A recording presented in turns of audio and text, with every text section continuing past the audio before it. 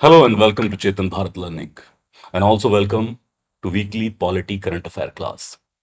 We are covering the last week of September, and today the topics are the Ladakh protest and Schedule 6 demand of दी लद्दाख कि हमें schedule 6 के states में शामिल किया जाए। दो डिमांड प्राइमरली जो बड़ी हैं वो ये कि एक स्टेटहुड दिया जाए यूटी ऑफ लद्दाख को, और साथ ही शेड्यूल 6 स्टेट्स के बेनिफिट इनको दिए जाए। That digital reforms in the gram panchayat. So ministry of Panchayati Raj ने बहुत सारे इनिशिएटिव लॉन्च किए हैं ग्राम पंचायतों के डिजिटाइजेशन में, जिसमें आर्टिफिशियल इंटेलिजेंस का यूज करते हुए मीटिंग्स और उसके माइन्यूट्स भी नोट करने हैं। देन मिनिस्ट्री ऑफ फाइनेंस ने officially goods and services tax appellate tribunal इसकी अनाउंसमेंट कर दी है। तो what are the powers and function, what is the membership, वो हम देखेंगे। और इसके अलावा there is a Karnataka case on the regulation of social media and Sahyog portal. So basically X, formerly called as Twitter, तो उन्होंने एक केस फाइल किया था कि आईटी एक्ट के 79 सेक्शन की प्रोविजन के थ्रू हमें रेगुलेट ना किया जाए, हमें सिर्फ 69 ए के थ्रू रेगुलेट करें। लेकिन हाई कोर्ट ने इस कंटेंशन को रिजेक्ट किया है, गवर्नमेंट ऑफ इंडिया के स्टैंड को अपहेल्ड किया है and said that if social media has to operate in India they must follow the law of land. In the end, we will be discussing questions based on our discussion. So, the very first, the Ladakh protest, rather, we should say renewed protest. And then it culminated with violence as well. बहुत सारे लोग इसको India का या लद्दाख का Gen Z movement भी कह रहे हैं। And more importantly the arrest of mister Sonam Wangchuk, that too under NSA, जो लॉ हम टेररिस्ट के लिए यूज करते हैं। सो रिसेंटली हुआ ये है कि लगातार जो पहले से डिमांड चल रही है, जिसको लेके सोनम वांगचुक जो एक बड़ी पर्सनैलिटी है, लद्दाख से आते हैं, एजुकेटर हैं, मेंटोर हैं, एनवायरमेंटलिस्ट हैं, साइंटिस्ट भी उनको कहा जाता है, और वो पहले भी एक पूरे भारत यात्रा पे भी निकले थे। लद्दाख में भी उन्होंने भूख हड़ताल की थी कि हमें स्टेटहुड दिया जाए, लद्दाख को स्टेटहुड दिया जाए, और साथ ही शेड्यूल 6 का प्रोटेक्शन उनको मिलना चाहिए। अब ये प्रोटेस्ट फिर से रीइग्नाइट हुए थे, लेकिन इस सब के अंदर हुआ वायलेंस, और police, apart from many other people, arrested Mr. Sonam Wangchuk, that too under NSA, National Security Act. That is a preventive detention law, जो हम नॉर्मली टेररिस्ट के खिलाफ यूज करते हैं। तो इसको लेके भी काफी के इंडिया में right to life and personal liberty का क्या सिनेरियो है, इसको लेके काफी चीजें डेवलपमेंट के अंदर है। Now let's focus on this issue, like Ladakh की डिमांड आखिर क्यों है, और उससे पहले थोड़ा सा सिक्स्थ शेड्यूल को समझ लेते हैं। तो it is enshrined in Article 244 and Article 275 of the Constitution। और इसके साथ जो खासकर शेड्यूल 6 की प्रोविजंस हैं, उस सबसे मिला के बेनिफिट क्या मिलता है, तो यहां पर autonomous district council, autonomous regional council, और साथ ही ऑटोनॉमस विलेज काउंसिल्स क्रिएट की जाती है। और इन्हीं काउंसिल्स को इस तरह से पावर दी गई है कि ट्राइबल गवर्नेंस, ट्राइबल आइडेंटिटी, अपने कल्चर, लैंड राइट्स या लोकल गवर्नेंस को प्रोटेक्ट कर सकते हैं। Here, मोस्ट इंपॉर्टेंटली याद रखना है, कॉन्स्टिट्यूशनली शेड्यूल 6 की जो प्रोविजन है वो सिर्फ 4 नॉर्थ ईस्टर्न स्टेट के लिए है। So that is Assam, Meghalaya, Mizoram and Tripura. I repeat, Assam, Meghalaya, Mizoram, Tripura. अब कई बार प्री के अंदर यहां से क्वेश्चन आता है तो नागालैंड या मणिपुर को डालने की कोशिश करते हैं। आपको सिर्फ 4 स्टेट याद रखने हैं, असम, मेघालय, मिजोरम, त्रिपुरा। और फिर यहां पर जो हम बात कर रहे थे ADC, like suppose this is से असम, और हमें यहां पर एक डिस्ट्रिक्ट में पता लगता है कि majority of population is tribal, तो इसको गवर्नर साहब अनाउंस करेंगे ऑटोनॉमस डिस्ट्रिक्ट। और फिर यहां की गवर्नेंस के लिए प्राइमरली रिस्पॉन्सिबल एक बॉडी बनाई जाएगी जिसको कहेंगे ऑटोनॉमस डिस्ट्रिक्ट काउंसिल। इसमें टोटल 30 मेंबर्स होंगे, 26 are elected by the tribals among themselves, और 4 मेंबर इसमें गवर्नर के थ्रू नॉमिनेट किए जा सकते हैं। देन इट कम्स टू, अगर ये पता लगता है कि इस पर्टिकुलर डिस्ट्रिक्ट में एक से ज्यादा ट्राइब रह रही हैं, भाई हो ही सकता है कोई एक ट्राइबल आइडेंटिटी तो नहीं है, तो जितनी ट्राइब्स रह रही हैं उसके अकॉर्डिंग ऑटोनॉमस रीजन बनाए जाएंगे। तो मान लीजिए एक ऑटोनॉमस डिस्ट्रिक्ट के अंदर 3 ट्राइब्स रह रही हैं, डिफरेंट ट्राइब्स, तो 3 ऑटोनॉमस रीजन हो जाएंगे, और इन 3 सेपरेट लोकेलिटी के लिए यहां पर होगी ऑटोनॉमस रीजनल काउंसिल।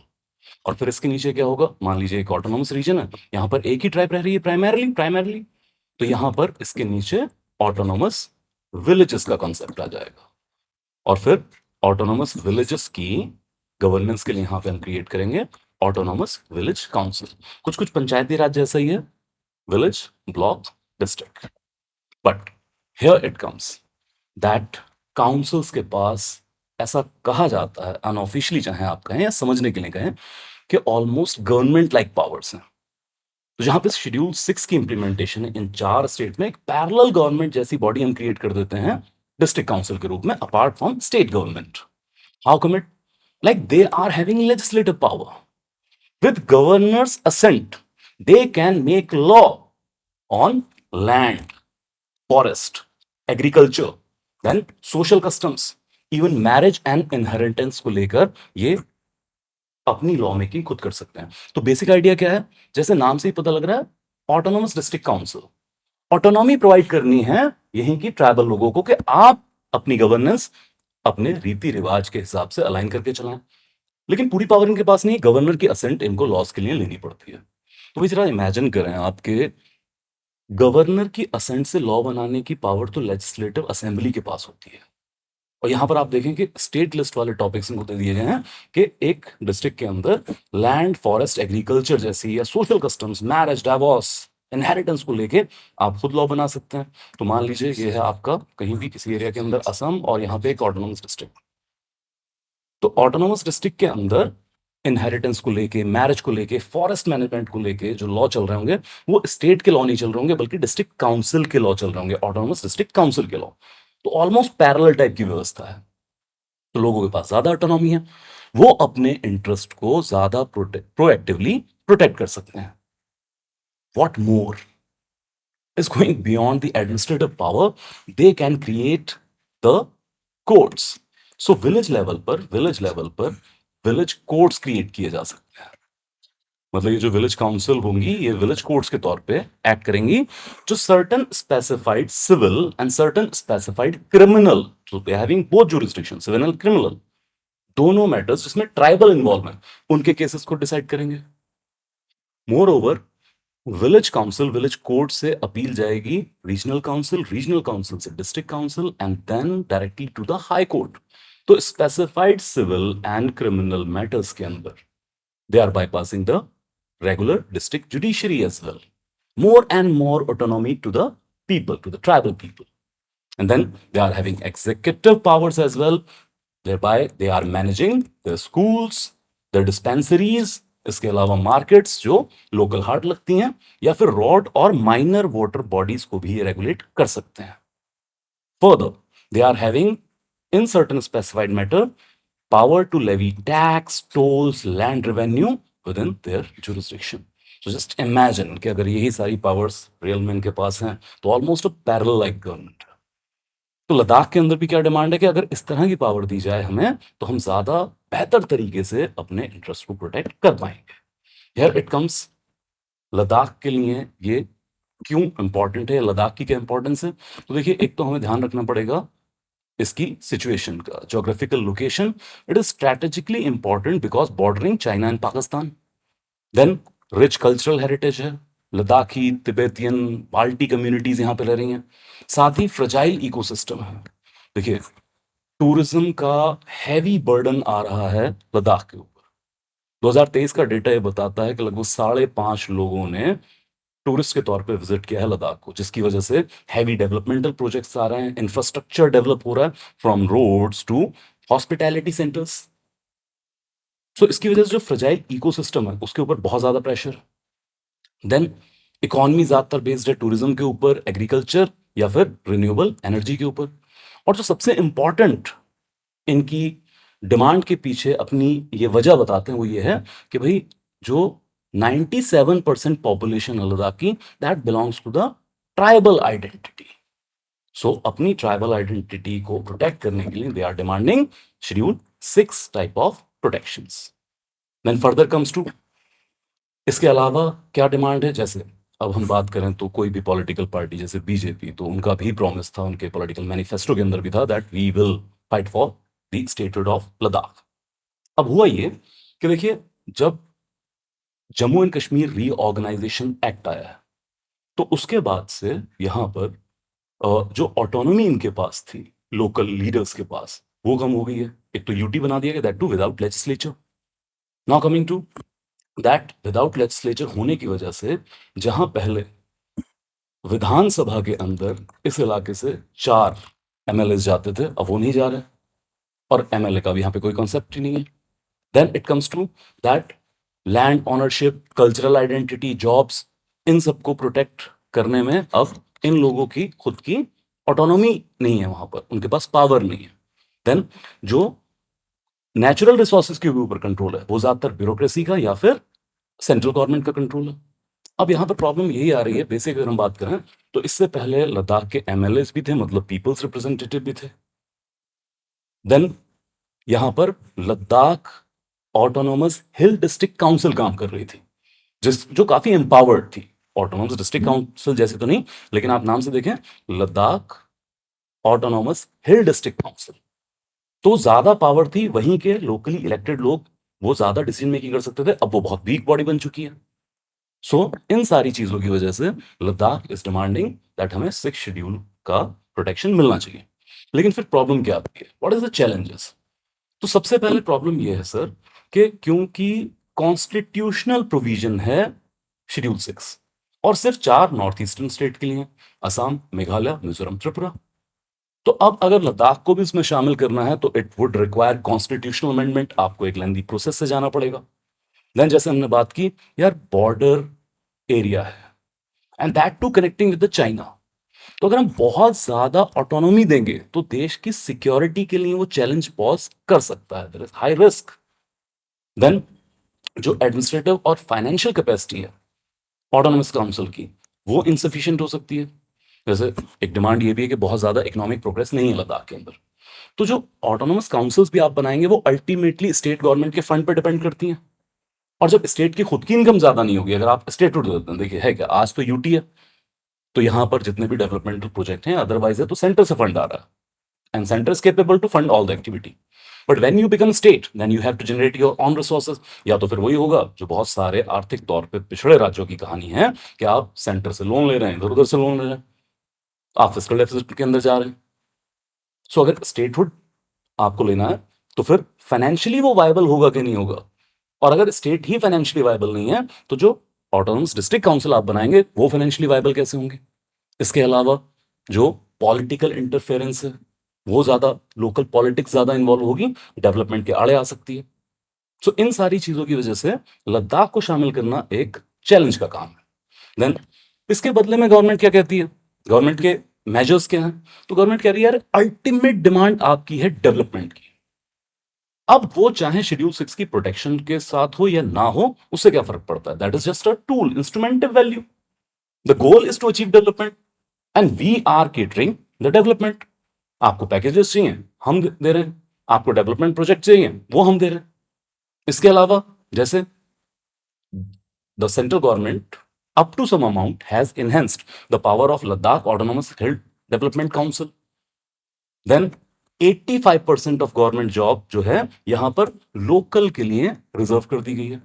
इसमें एक इंपॉर्टेंट पॉइंट याद रखिएगा, लद्दाख के अंदर जो ग्रेजुएट यूथ का अनएम्प्लॉयमेंट रेट है that is 26%, way higher than the national average. तो अभी गवर्नमेंट ने कहा है, सेंट्रल गवर्नमेंट ने, कि 85% जो जॉब्स होंगी वो हम यहाँ पे डोमिसाइल रूल के थ्रू प्रोटेक्ट कर देंगे यहाँ के ही रेजिडेंट के लिए, तो आपका बेरोजगारी का मसला सॉल्व होगा। इसके अलावा हम लोकल लैंग्वेजेस को, कल्चरल हेरिटेज को प्रिजर्व करने की कोशिश करेंगे। देन इको फ्रेंडली टूरिज्म को बढ़ावा देंगे। मतलब एक ये प्रॉब्लम आ रही है कि टूरिज्म प्रोजेक्ट की वजह से फ्रेजाइल जो आपकी इकोलॉजी है वो प्रभावित हो रही है, तो हम इको फ्रेंडली टूरिज्म को ज्यादा एनहेंस करेंगे। देन फर्दर जो लद्दाख ऑटोनोमस हिल डेवलपमेंट काउंसिल है वहां पर 1/3 विमेन को रिजर्वेशन दिया गया है ताकि लोकल रिप्रेजेंटेशन और विमेन रिप्रेजेंटेशन ज्यादा हो सके।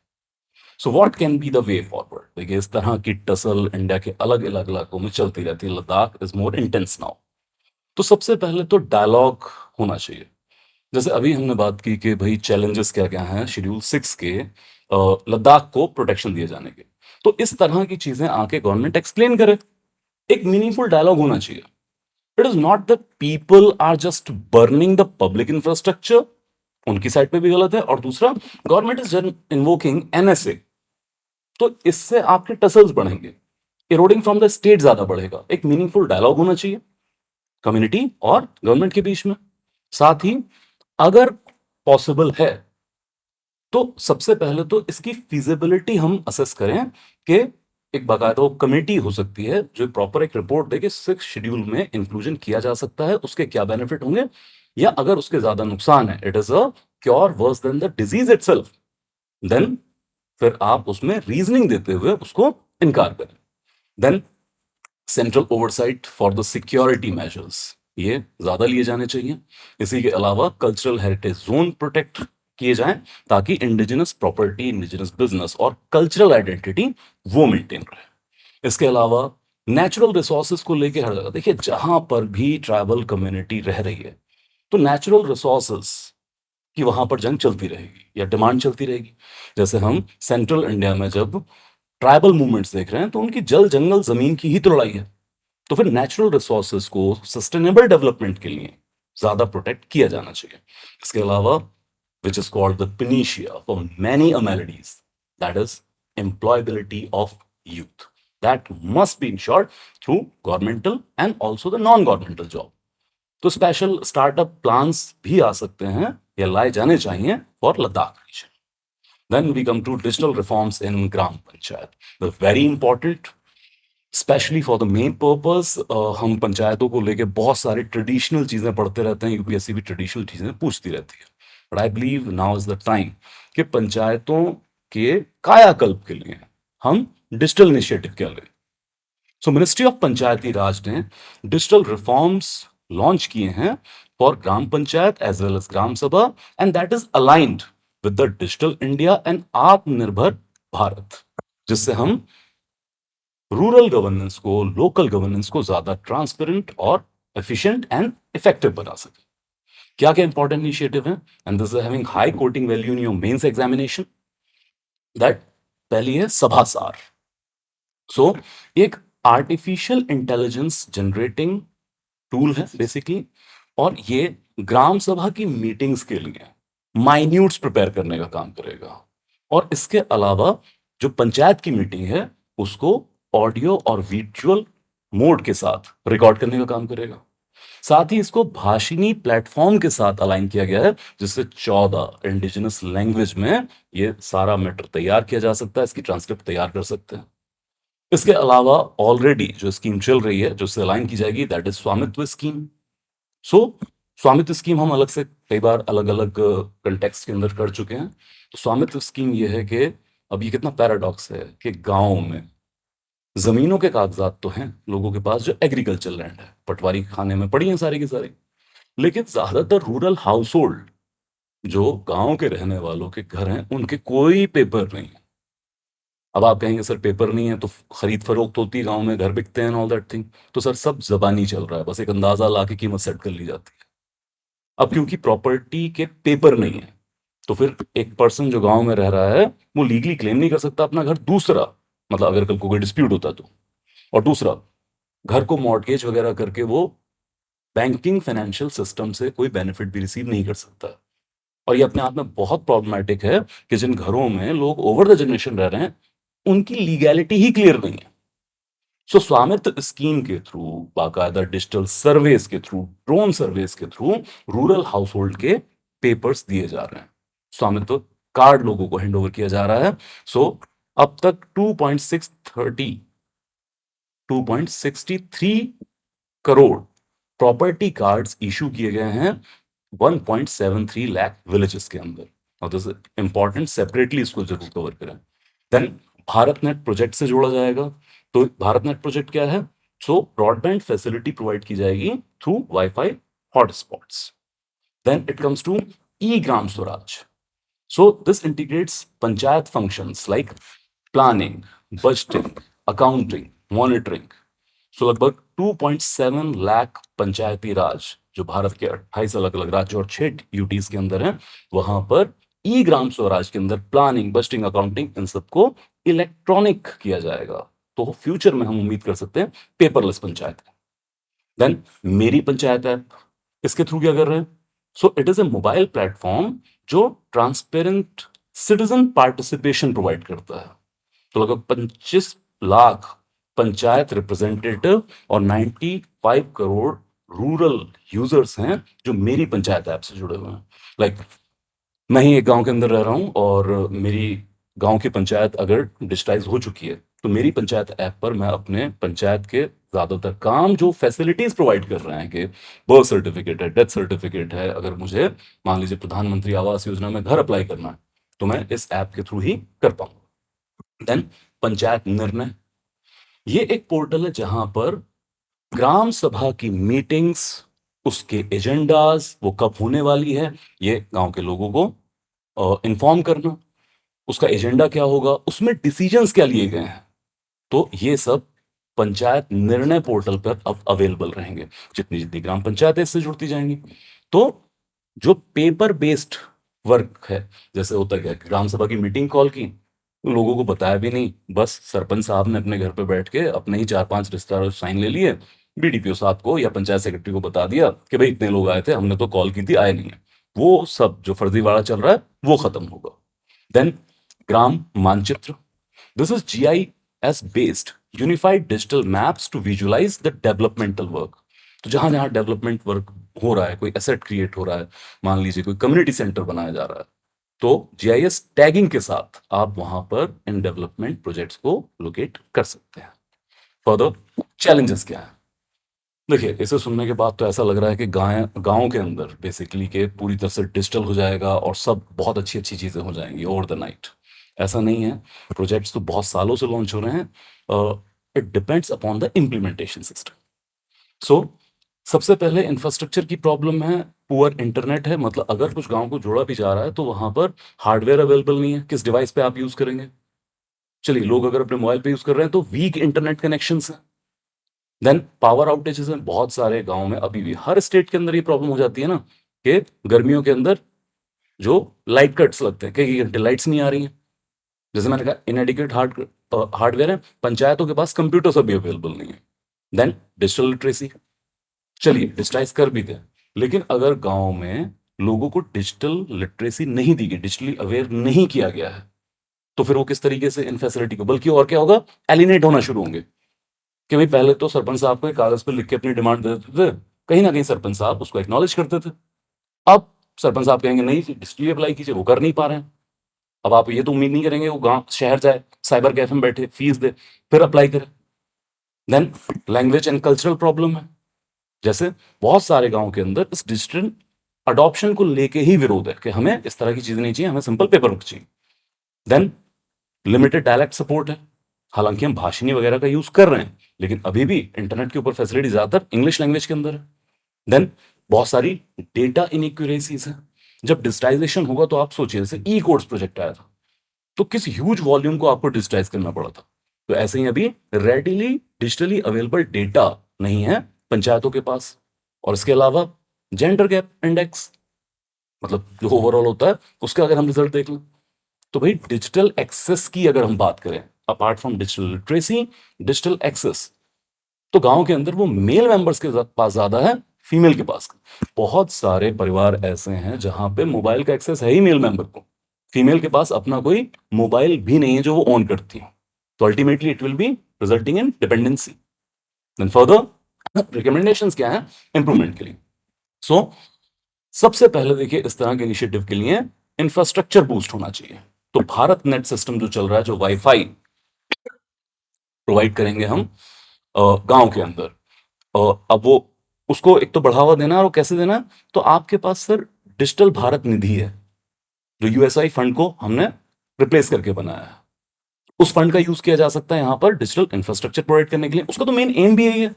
रिमोट एरियाज के अंदर, रूरल एरियाज के अंदर ज्यादा फोकस है वहां पर। इसके अलावा अगर इलेक्ट्रिसिटी की प्रॉब्लम है तो हमें सोलर बैकअप्स ज्यादा करने चाहिए। वैसे भी हम ग्रीन एनर्जी या क्लीन एनर्जी ट्रांजिशन के अंदर है। फर्दर कैपेसिटी बिल्डिंग, तो एक तरफ इंफ्रास्ट्रक्चर हो जाएगा, देन इंफ्रास्ट्रक्चर अगर तैयार हो रहा है तो साथ साथ में लोगों की कैपेसिटी बिल्ड करनी है, डिजिटल लिटरेसी को स्ट्रॉन्ग करना है। वर्नाकुलर लैंग्वेजेस के अंदर ज्यादा से ज्यादा एप्स होनी चाहिए। Further it comes to participative governance, that women led digital literacy centres होने चाहिए। भाई आज का भारत वो नहीं होना चाहिए जहां पर सिर्फ हम सिलाई कढ़ाई सेंटर ही खोल रहे हो।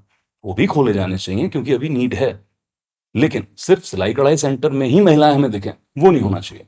उसके साथ साथ डिजिटल लिटरेसी सेंटर्स होने चाहिए। ये ना सिर्फ पंचायतों में पार्टिसिपेशन के थ्रू, बल्कि जो सेल्फ हेल्प ग्रुप मूवमेंट चल रहा है उसको भी बूस्ट करेगा।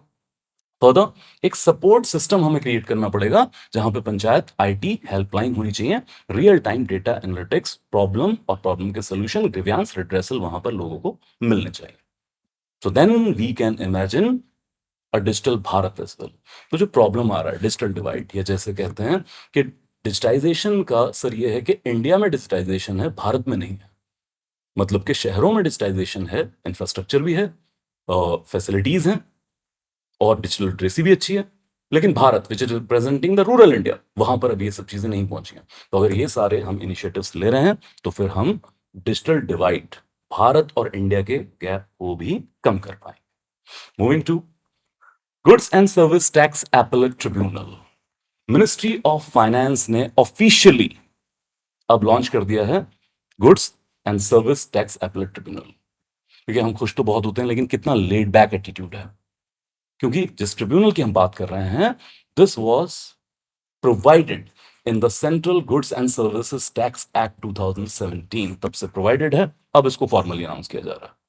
तो it's a statutory body first of all. Further क्या होगा सर, जो भी जीएसटी रिजीम के अंदर अपील मैटर है, देखिए कहीं पे भी टैक्सेशन होगा तो कुछ ना कुछ तो डिस्क्रिपेंसी आएंगी आएंगी कंज्यूमर के अंदर, कि भाई मेरा इतना जीएसटी बनता था लेकिन मुझसे ज्यादा सरकार ने मांग लिया है, मैंने कम भरा था तो मुझ पे ज्यादा पेनल्टी इंपोज कर दी, and so on and so on. So इस तरह के जब भी डिस्प्यूट हो तो फिर एपेलेट अथॉरिटी और रिवीजनल अथॉरिटी के बाद ये मैटर्स कोर्ट में बर्डन ना ज्यादा बढ़ाएं, बल्कि ट्रिब्यूनल में इन मैटर्स को सॉल्व किया जा सके, इसलिए इस ट्रिब्यूनल को अनाउंस किया गया। फर्दर जीएसटी रिजीम की कैपेबिलिटी को, उसकी जो स्पेशलाइजेशन फॉर्म है या उसकी क्रेडिबिलिटी है उसको बढ़ाने का काम करेगा। फर्दर जो वन नेशन वन फॉरम का कंसेप्ट है एपेलेट मैटर के अंदर, ये उसको प्रमोट करेगा। come to the objectives of this particular tribunal. So it will create a unified appellate forum. तो जितनी भी लीगल फ्रेगमेंटाइजेशन चल रहा है उसको कम करेगा। इसके अलावा it will ensure the timely dispute resolution.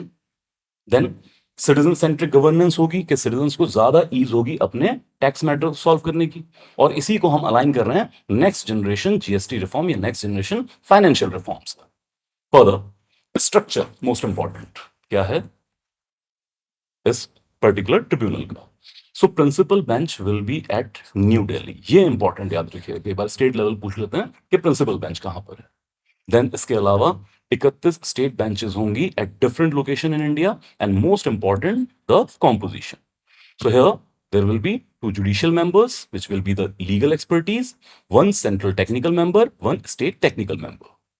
So जो दो जुडिशियल मेंबर होंगे इनकी क्वालिफिकेशन है दी हाई कोर्ट चीफ जस्टिस और सुप्रीम कोर्ट जज। देन जो ये सारा स्ट्रक्चर बनाया गया है ये 3S की क्राइटेरिया बनाया गया है। One is structure which is defined here, then scale, क्योंकि आपने 31 स्टेट बेंचेस भी बनाई हैं तो स्केलेबिलिटी हाई है, और साथ में सिनर्जी। Why synergy? क्योंकि जुडिशियल और टेक्निकल पर्संस को आप मिला के ट्रिब्यूनल बना रहे हैं। तो जो सेंट्रल टेक्निकल या स्टेट टेक्निकल मेंबर होंगे कुड बी लाइक, अगर बैंकिंग का है तो बैंकिंग से आ सकते हैं, अगर किसी और फाइनेंशियल सेक्टर से वहां से मेंबर बना सकते हैं जिनको टैक्सेशन की समझ हो। तो जजेस will know the law and this technical member will know the technicality of tax regime. So एक सिनर्जी हम लेके आ रहे हैं टेक्निकलिटी और लीगल माइंड्स के अंदर। Further it comes to functions और फीचर्स क्या होंगे। सिंपल सा फीचर है, जीएसटी की जो अपील्स हैं वो एपेलेट और रिवाइजरी अथॉरिटी के बाद यहां पर आगे सॉल्व की जाएगी। सो अपील ऑन सीजीएसटी और एसजीएसटी को ये यूनिफॉर्मली डील करेगा। इसके अलावा जैसे कि ई कोर्ट्स पोर्टल है, उसी के आधार पर यहां पे भी पोर्टल क्रिएट किया जाएगा जिसपे आप ऑनलाइन फाइलिंग कर सकते हैं केसेस की, रियल टाइम केस ट्रैकिंग हो सकता है, इवन वर्चुअल हियरिंग तक का, जैसे वीसी के थ्रू, वीडियो कॉन्फ्रेंसिंग के थ्रू हियरिंग की प्रोविजन यहां पर है। Then further it comes to the benefit of GST tribunal.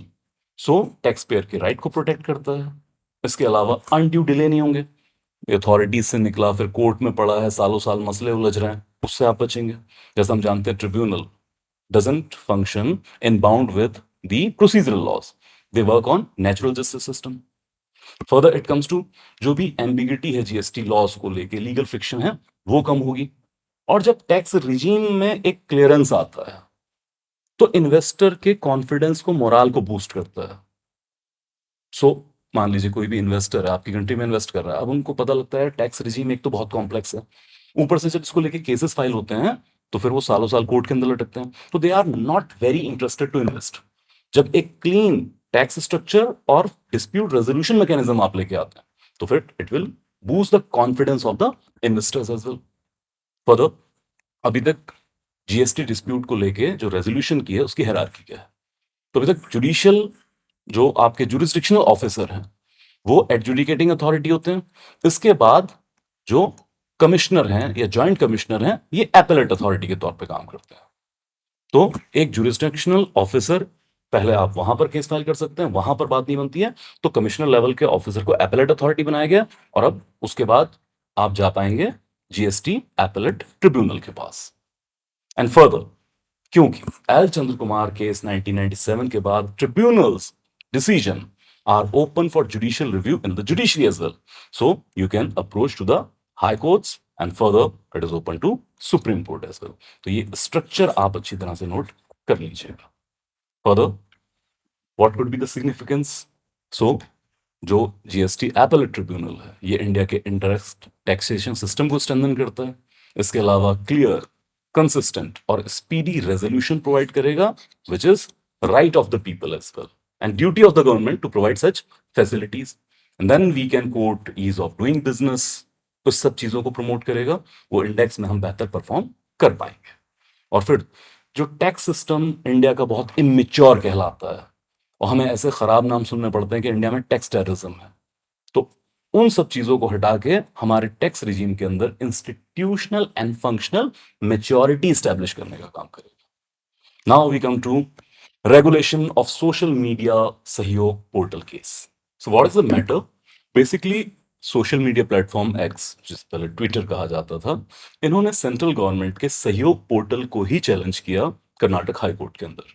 और इनकी डिमांड ये थी कि जो section 79 clause 3 sub clause B है आईटी एक्ट का, इसी को चैलेंज किया गया, क्योंकि सहयोग पोर्टल इसी के अंडर क्रिएट किया गया और ये गवर्नमेंट को अलाउ करता है to regulate the content on the social media.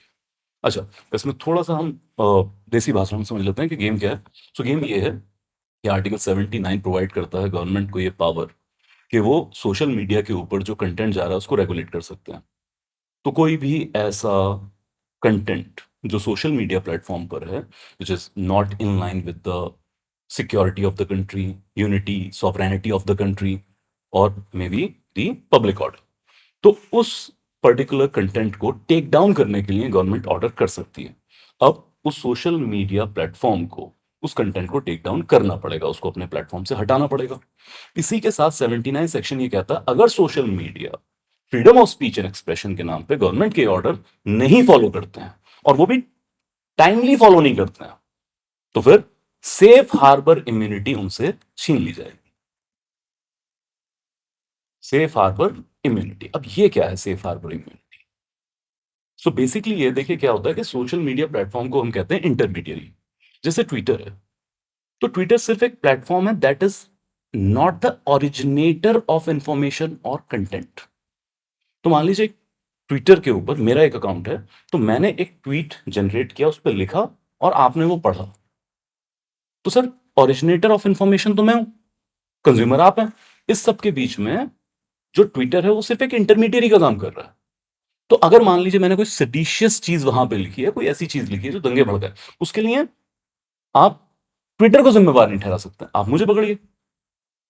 Now problem comes with this कि गवर्नमेंट इस तरीके से सोशल मीडिया के ऊपर जो कंटेंट जा रहा है उसको रेगुलेट कर सकता है, एंड फेयरली सो। अब गवर्नमेंट के बिहाफ पे कौन ये काम करेगा? उसके लिए सोशल मीडिया, उसके लिए सॉरी सहयोग पोर्टल क्रिएट किया गया है। आगे हम सहयोग पोर्टल की और डिटेलिंग देख लेंगे। तो यूं समझें कि सहयोग पोर्टल के थ्रू गवर्नमेंट रेगुलेट कर सकता है, ट्विटर को कह सकता है कि आप ये इंफॉर्मेशन टेक डाउन कीजिए।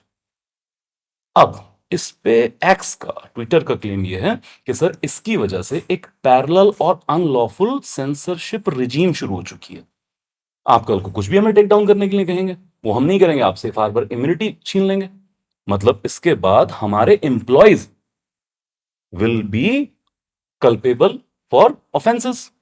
मतलब सेफ हार्बर इम्यूनिटी ये है, जो हम बात कर रहे थे कि भाई आपके प्लेटफॉर्म पर कोई इंफॉर्मेशन आई, कोई गलत है, तो उसके लिए आपके या ट्विटर जिम्मेवार नहीं होगा, उसके ऑफिसर्स, उसके एम्प्लॉय जिम्मेवार नहीं होंगे। लेकिन जब सेफ हार्बर इम्यूनिटी छीन ली जाएगी, तो फिर उसके ऑफिसर्स या ट्विटर के एम्प्लॉयज, उनको पनिश किया जा सकता है सच एक्ट के लिए।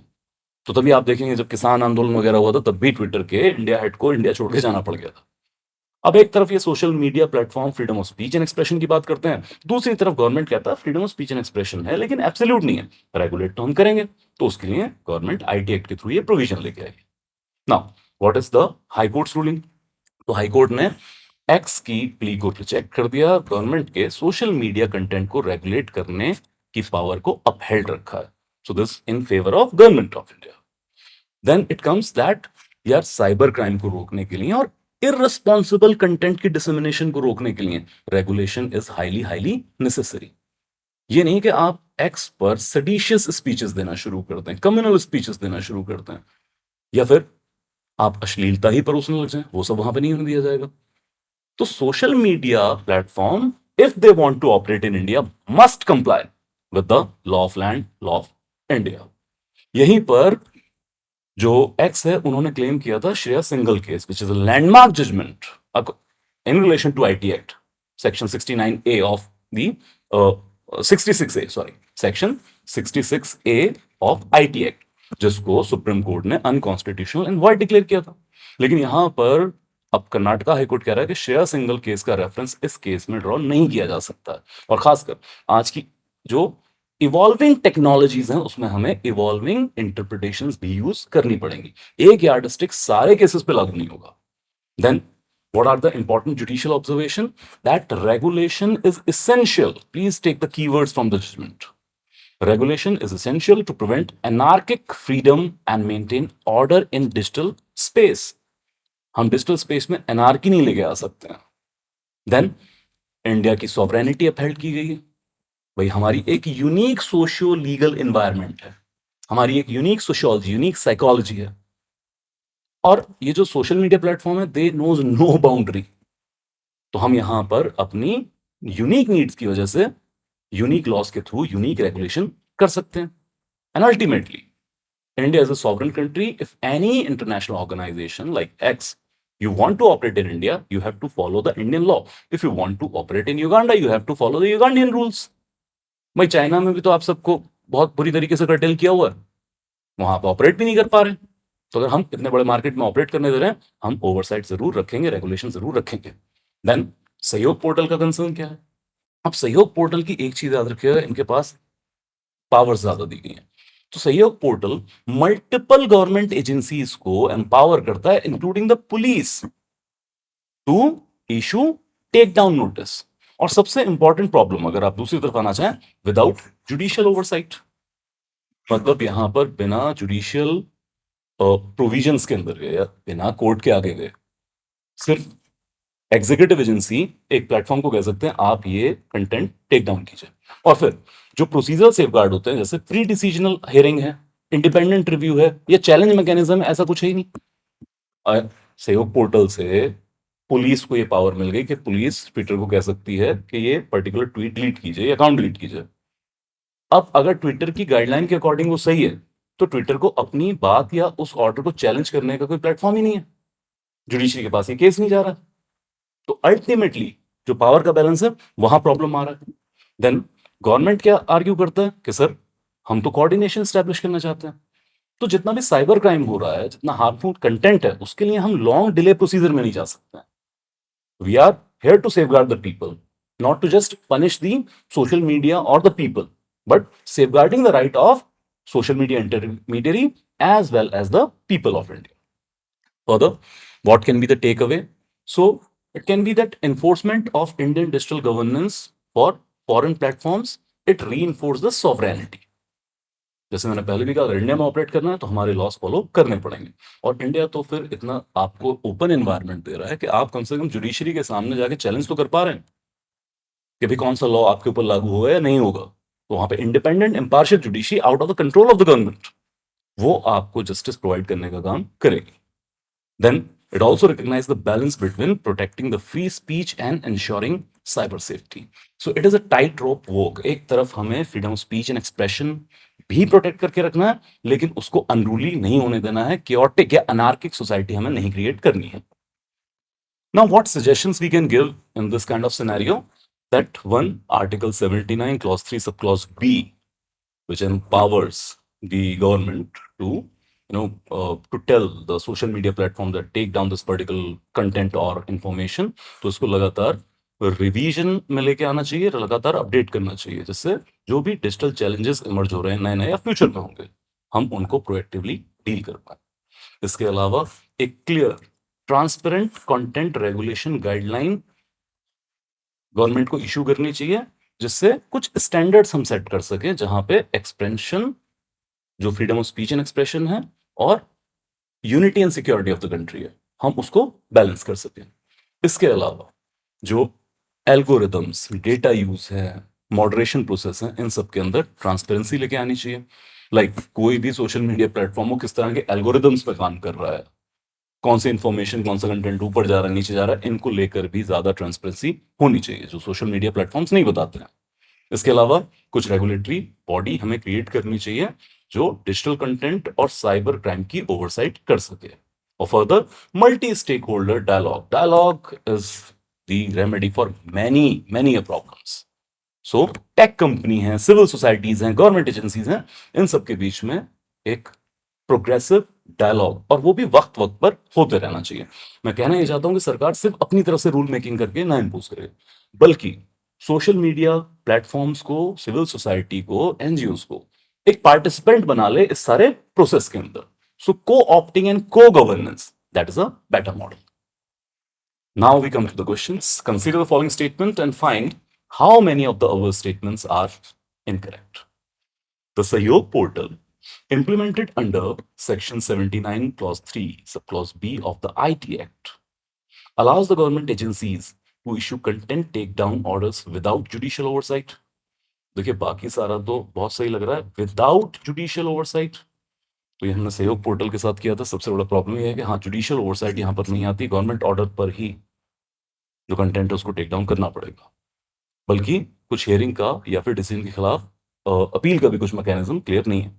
Then social media platform X, formerly Twitter, challenged the Sahyog portal, claiming it violates the free speech by creating a parallel and unlawful censorship regime. हाँ, उनका क्लेम यही था, स्टेटमेंट इज करेक्ट, बट इस idea को court ने purchase नहीं किया है। Then the Karnataka High Court upheld the validity of Sahyog portal, emphasizing India's sovereign right to regulate social media and rejecting X plea. तो हाँ, यहाँ पर केस हारा है एक्स, और सहयोग पोर्टल की कॉन्स्टिट्यूशनल लीगल वैलिडिटी को अपहेल्ड किया गया है। Then Karnataka High Court held that Shreya Singhal 2015 judgment fully applies and restrict government intervention in content takedown. An answer is no. बल्कि इस एनालॉजी को ड्रॉ करने से मना किया गया है। So ultimately answer only one statement is incorrect. Coming to, which of the following statements about the Goods and Service Tax Appellate Tribunal are incorrect? Only one should be incorrect. GST Appellate Tribunal is established under Central Goods and Service Tax Act 2017, 2017 ka, yes, and here's appeals against appellate or revisional authorities under GST. Yes, it is correct option. Then GSTT supports the one nation, one forum principle by providing a unified appellate forum across India. जी हाँ, ये principle याद रखिएगा, इसी को promote करता है. Then each GSTT bench comprises 2 judicial members, 1 central technical member and 1 state technical member. Correct statement. So lastly, एक ही बचा. The Goods and Services Tax Appellate Tribunal has a principal bench in Mumbai and 31 state benches across 45 locations. Now, why it is wrong? It's not in Mumbai. It is in New Delhi. So ultimately, D is incorrect. The mains answer writing practice question: discuss the recent protest in Ladakh demanding statehood and inclusion under Sikh schedule, and explain the central issues surrounding this movement. That will be all. Thank you. Thank you.